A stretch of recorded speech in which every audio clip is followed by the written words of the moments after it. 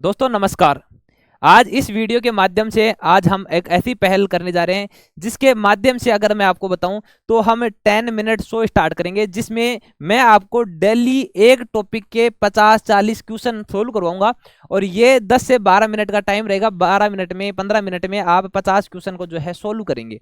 इससे आपको नॉलेज मिले या नहीं मिले, लेकिन आपके जो क्वेश्चन को अटेम्प्ट करने की कैपेसिटी है या फिर जो नए क्वेश्चन आपको देखने को इस वीडियो के माध्यम से मिल जाएंगे और पढ़ा आपने पहले खूब है और ये लास्ट टाइम एग्जाम के दिनों में काम आने वाला सबसे बड़ा टॉपिक है। तो वीडियो के अंत तक बने रहें और अगर वीडियो अच्छी लगे तो वीडियो को लाइक और चैनल को सब्सक्राइब जरूर करें। तो आइए करते हैं वीडियो को स्टार्ट। तो सबसे पहले मैं आपको बताना चाहूंगा कि अगर आप किसी भी कंपटीशन की तैयारी कर रहे हो और आपको सही गाइडेंस चाहिए तो आप हमारा टेलीग्राम चैनल नोट्स गुरुजी ज्वाइन करें। और साथ में अगर आप स्टडी मटेरियल भी प्रोवाइड करवाना चाहते हो या स्टडी मटेरियल भी आपको लेना है तो आप एप्लीकेशन डाउनलोड कर सकते हो। यहाँ आपको खूब सारा स्टडी मटेरियल बिल्कुल फ्री भी मिलेगा। और अगर आपको कोर्स परचेज करना है तो दुनिया का एकमात्र ऐसा एप्लीकेशन जहां आपको ₹1 पर डे के अंदर कोर्स मिल जाएगा, वो हमारा नोट्स गुरुजी एप्लीकेशन पे अवेलेबल है। आइए करते हैं बात। सबसे पहले आप आज से जो टॉपिक हमारा स्टार्ट होने जा रहा है वो है सिंधु घाटी सभ्यता का टॉपिक। कल की क्लास में आप वैदिक सभ्यता पढ़ के आएंगे, कल की क्लास में या कल के टाइम में इसी टाइम सेम टाइम आपको वीडियो मिल जाएगी, वहां आपको वैदिक सभ्यता के क्वेश्चन देखने को मिलेंगे। तो सबसे पहला क्वेश्चन हमारे पास में है कि सिंधु घाटी सभ्यता किस युग से संबंधित है। आप मुझे बताएंगे कि सिंधु घाटी जो सभ्यता है, सिंधु घाटी सभ्यता किस युग से है। क्या सिंधु घाटी सभ्यता पाषाण युग, लोहे युग, कांस्य युग और ताम्र युग। आप सभी कहेंगे सिंधु घाटी सभ्यता जो है कांस्य युग से संबंधित है। जल्दी जल्दी अपने टिक लगाएंगे, अपन 10 मिनट के अंदर 50 क्वेश्चन सोल्व करेंगे। नेक्स्ट क्वेश्चन है सिंधु घाटी सभ्यता का भौगोलिक विस्तार लगभग कितना है। मैंने आपको बताया था कि सिंधु घाटी सभ्यता का जो भौगोलिक विस्तार है लगभग 13 लाख किलोमीटर है। 12,600 किलोमीटर जो मैंने बताया था। ऐसे ही आप 13 लाख किलोमीटर का 12.6 मान के वैसे 13 लाख लिख लेना, तो 13 लाख किलोमीटर का क्षेत्रफल यहाँ अपने देखना। सिंधु घाटी सभ्यता का टाइम पीरियड कितना है। अगर आपसे कोई पूछे सिंधु घाटी सभ्यता, मैंने बताया था कि सिंधु घाटी सभ्यता 2500 बीसी के आसपास से स्टार्ट हुई थी। तो 2500 बीसी से लेके 1750 बीसी, क्योंकि उसके बाद में हमारा जो ऋग्वेद है वो शुरू हो जाता है। तो 2500 से 1750 बीसी, ये हमारा ऑप्शन नंबर 2 सही हो गया। सिंधु सभ्यता का सबसे प्राचीनतम स्थल कौन सा है। अगर आपसे पूछे कि सिंधु सभ्यता का सबसे प्राचीनतम स्थल कौन सा है, तो मैंने आपको बताया था हरियाणा के अंदर एक जगह है जिसका नाम है ब्रिडाना। तो हरियाणा का ब्रिडाना सिंधु घाटी सभ्यता का सबसे प्राचीनतम केंद्र है। अगर मैं पूछूं सिंधु घाटी सभ्यता का सबसे बड़ा केंद्र कौन सा है, वो आप मुझे बताएंगे। सिंधु सभ्यता के कितने स्थल अब तक खोजे जा चुके हैं। अगर आपसे कोई पूछे कि सिंधु सभ्यता के टोटल अब तक कितने स्थल खोजे जा चुके हैं, तो अब आप बताओगे 1028। टोटल 1028 जो स्थान है सिंधु घाटी सभ्यता के अब तक खोजे जा चुके हैं। भारतीय, अगर आपसे पूछ ले भारतीय उपमहाद्वीप की प्रथम नगरीय क्रांति किससे जुड़ी हुई है, कि जो भारतीय उपमहाद्वीप है उसकी अगर प्रथम नगरीय क्रांति की बात करें तो कहां से जुड़ी हुई है। आप कहोगे जो सिंधु घाटी सभ्यता है, सिंधु घाटी सभ्यता से वो अपने जुड़ी हुई है। ये आपको पता है कि सिंधु घाटी सभ्यता प्रथम नगरीय जो क्रांति है वो इसी को कहा जाता है। अच्छा, भारतीय पुरातत्व विभाग के जन्मदाता किसे माना जाता है। आपको पता है कि अलेक्जेंडर जो कनिंघम है, अलेक्जेंडर कनिंघम को पुरातत्व विभाग का जनक कहा जाता है। तो पुरातत्व विभाग का जनक कौन है, अलेक्जेंडर कनिंघम। इसके अलावा किस ब्रिटिश वायसराय को ASI archaeological survey of India की स्थापना का श्रेय दिया जाता है। तो आर्कियोलॉजिकल सर्वे ऑफ इंडिया का जो स्थापना का श्रेय है वो लॉर्ड कर्जन को दिया जाता है। आपको पता है कि लॉर्ड कर्जन को इसका क्या दिया जाता है, श्रेय दिया जाता है। सिंधु सभ्यता को किस अन्य नाम से भी जाना जाता है। गुप्त सभ्यता, सरस्वती सभ्यता, वैदिक सभ्यता, नंद वंश। ये सिंधु घाटी सभ्यता को सरस्वती सभ्यता के नाम से जाना जाता है। आपको पता है कि उसमें लिखा हुआ था कि इसको सरस्वती सभ्यता, daughter of civil, doctor of Sumerian सभ्यता, प्रथम नगरीय सभ्यता, अपने काफी नाम उसके देखे थे। हड़प्पा सभ्यता। हड़प्पा की खुदाई किस वर्ष हुई। आपको पता होगा कि हड़प्पा सभ्यता की जो खुदाई है वो किस वर्ष होती है, दयाराम साहनी के द्वारा कब खोजा जाता है। आपको 1921 के अंदर। 1921 के अंदर दयाराम साहनी के द्वारा हड़प्पा सभ्यता की क्या कर दी जाती है, खोज कर दी जाती है। मोहनजोदड़ो की खुदाई किसके द्वारा की जाती है। आपको पता है मोहनजोदड़ो की जो खुदाई है राखलदास बनर्जी के द्वारा। किसके द्वारा, राखलदास बनर्जी के द्वारा मोहनजोदड़ो की खुदाई कर दी जाती है। दयाराम साहनी के द्वारा हड़प्पा की खुदाई। किस स्थल को कांस्य की नर्तंगी मिली थी। क्या आपको पता है कि हमने बढ़ाया था कांस्य की जो नर्तंगना है वो कहां से मिली थी, तो मोहनजोदड़ो, जिसका शाब्दिक अर्थ होता है मर्तकों का टीला। तो मर्तकों का टीला या मोहनजोदड़ो से हमें क्या मिलता है, कांस्य की नर्तंगना मिलती है। अच्छा, इसके अलावा लोथल किस राज्य में स्थित है। आप सभी को पता है कि लोथल अपने गुजरात राज्य के अंदर स्थित है। लोथल कहाँ स्थित है, तो लोथल भाई अपने गुजरात जो राज्य है, गुजरात राज्य के अंदर लोथल स्थित है। इसके अलावा अलावा चनहुद्रो किसके लिए प्रसिद्ध है? आपको पता है कि चनहुद्रो से हमें मनका बनाने का जो कारखाना है वो हमें प्राप्त हुआ था। चनहुद्रो से क्या मिला है? चनहुद्रो से मनका बनाने का कारखाना हमें प्राप्त हुआ है। कालीबंगा से किसका साक्ष्य मिला है? कालीबंगा से हमें किसका साक्ष्य मिला है? आप कहोगे कालीबंगा जो है वहां पे भूकंप आ गया था और हमें भूकंप के साक्ष्य कालीबंगा से देखने को मिले। स्टेडियम भी नहीं थे, मम्मी मॉडल भी नहीं था, बंदरगाह भी यहाँ पे नहीं मिला था। सबसे अधिक जनसंख्या वाला स्थल कौन सा है? सभी को पता है कि सबसे ज्यादा जनसंख्या कहाँ थी? तो सिंधु घाटी सभ्यता का मोहनजोदड़ो स्थल पे सबसे ज्यादा क्या मिली थी? जनसंख्या अपने को मिली थी। अच्छा, इसके अलावा किस स्थल से जल निकासी व्यवस्था स्टेडियम के साक्ष्य मिले हैं? आपको पता है कि धोलावीरा से स्टेडियम और जल निकासी व्यवस्था बढ़िया मिली है अपने को। किस स्थल से मिनी मोहनजोदड़ो कहा जाता है? तो आपको पता होगा कि मोहनजोदड़ो का छोटा रूप किसे कहा जाता है? तो आपको पता होगा कि लोथल सभ्यता को मोहनजोदड़ो का छोटा रूप कहा जाता है। लोथल सभ्यता को मोहनजोदड़ो का छोटा रूप कहा जाता है। किस स्थल से अश्व की हड्डियों के साक्ष्य मिले हैं? मैंने आपको बताया था कि अश्व की जो हड्डियों के साक्ष्य यानी घोड़े की हड्डियों के साक्ष्य कहां से मिलेंगे? हमें मिलेंगे सुरकोटरा से।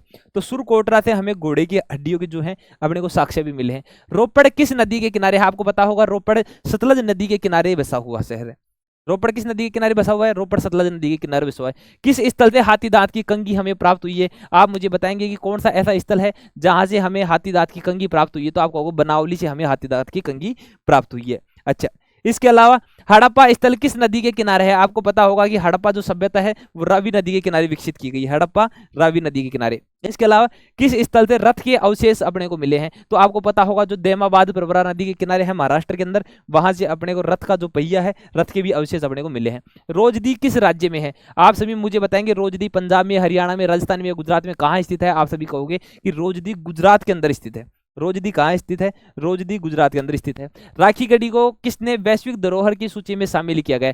तो ग्लोबल हेरिटेज जो हेरिटेज फंड है उसने GHF ने इसको शामिल किया है। अच्छा, इसके अलावा आप मुझे बताओगे सिंधु घाटी सभ्यता के किस देवता की पूजा की जाती है? क्या वहां विष्णु भगवान की पूजा की जाती थी? क्या ब्रह्मा जी की वहां पे पूजा की जाती थी? अपने को आपको बताना होगा कि वहां कौन सा जो देवता था जिसकी पूजा की जाती थी। तो आपको पता होगा कि वहां जो पशुपति देवता है, पशुपति देवता की क्या की जाती थी?